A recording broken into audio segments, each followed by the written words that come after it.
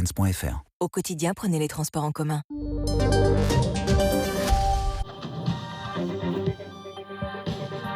France Info Matin. Adrien Beck. Des personnes qui sortent précipitamment de la salle d'audience, d'autres la main devant la bouche, d'autres encore qui cachent leurs yeux. Voilà l'assistance hier après-midi à la cour criminelle du Vaucluse, car hier après-midi, 12 vidéos des viols subis par Gisèle Pelicot ont été diffusées et cette fois, public et journalistes ont pu rester dans la salle. Décision de la cour. Bonjour maître Stéphane Babonneau. Bonjour. Vous êtes l'un des avocats de Gisèle Pelicot. On l'a donc dit, première diffusion de ces vidéos hier en public. Vous étiez aux côtés de votre cliente. C'était un moment, on l'imagine, extrêmement particulier. C'est un moment qui était très difficile parce que ce sont des vidéos qui sont absolument insoutenables et personne ne peut imaginer un seul instant que Gisèle Pelicot a envie que ces vidéos soient diffusées. Elle n'a pas envie, mais malheureusement c'est nécessaire dans le procès dans lequel nous nous trouvons.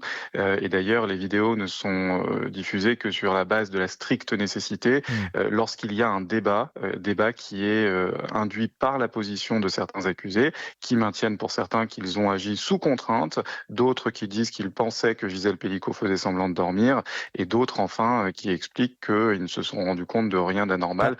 Pour un dernier, il dit carrément qu'il a un trou noir et qu'il ne se rappelle de rien. On va revenir sur tout, maître Babonneau, simplement sur ce moment. Gisèle Pelicot, c'est elle, vous l'avez dit, qui a demandé la diffusion de ces images. Elle a pu supporter hier, de ce que vous en avez vu, cette diffusion, parce qu'on imagine que c'est quelque chose d'extrêmement violent. Alors, elle l'a pas demandé elle-même directement, c'est-à-dire que le président avait décidé que ces vidéos seraient diffusées néanmoins, puisque la Cour a estimé que c'était nécessaire, et c'est le procureur, l'avocat général, qui a demandé le visionnage. Mais c'est vrai que Gisèle Pelicot a demandé à ce que ce visionnage puisse être fait publiquement, pour une raison très simple, qui est que la loi lui réserve ce droit. Et la Cour, en décidant... Tout comme elle n'a pas voulu du huis clos dans le procès. Voilà, et la Cour, en décidant que ça se ferait de façon à huis clos, a empiété sur ce droit, et ça c'est quelque chose qui n'était juridiquement pas possible. Gisèle Pelicot, il y a eu, vous venez de le dire, cette marche arrière. Malgré tout, de ce que vous avez vu hier, est-ce que ça a changé quelque chose, ou est-ce que, et pardon, je reprends peut-être de cette façon les termes qu'ont pu être ceux des avocats de la défense, mais est-ce que finalement ça n'apportait pas grand-chose pour des faits qui sont déjà connus? Qu'est-ce que vous avez vu que ça a pu apporter hier?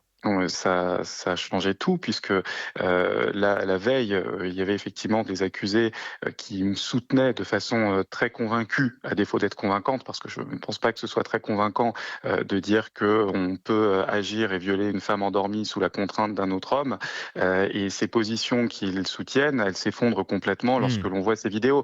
Et c'est pour ça qu'il était important que ce débat puisse se tenir publiquement jusqu'au bout, puisqu'effectivement, entendre les accusés de manière public expliquer qu'en réalité ils agissaient sous contrainte ou qu'ils ne pouvaient pas se rendre compte et qu'ils ont des excuses. Je n'ai perçu que j'étais en train de commettre un viol. Exactement. Les images démontrent l'inverse, donc. Les images le démontrent, et j'insiste sur un point qui est que personne n'est obligé de regarder ces images autres que la Cour et les parties. Le public est libre de ne pas assister, les journalistes sont libres de ne pas être présents et de ne pas rapporter, mais ceux qui le souhaitent doivent avoir cette possibilité. C'est ça le sens d'une justice publique. C'est important de le dire, puisque des personnes du tribunal hier effectivement proposaient à celles et ceux qui souhaitaient sortir de pouvoir le faire pour ne pas avoir à regarder ces images. Sur un hors du procès, maître, il y a le sujet du soutien à Gisèle Pelicot, avec une marche blanche organisée cet après-midi à Mazan, une nouvelle fois donc pour la soutenir, comme d'ailleurs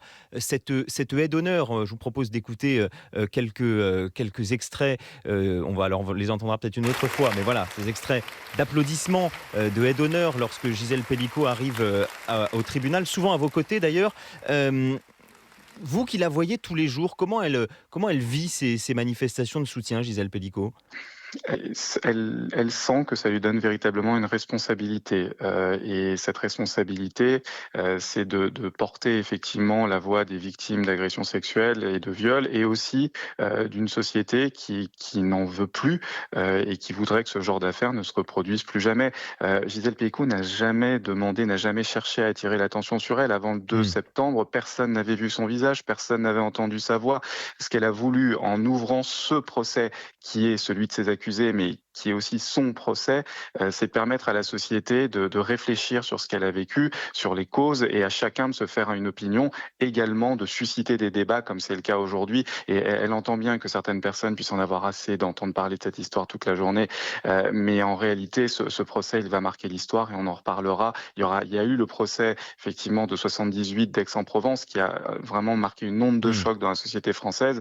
Et bien il y a le procès maintenant d'Avignon qui dépasse très largement nos frontières parce que ce sujet, Absolument. c'est un sujet qui est devenu international. Merci beaucoup. Merci maître Stéphane Babonneau. Vous êtes l'un des avocats de Gisèle Pelicot. Merci d'avoir été l'invité de France Info ce matin. 8h16.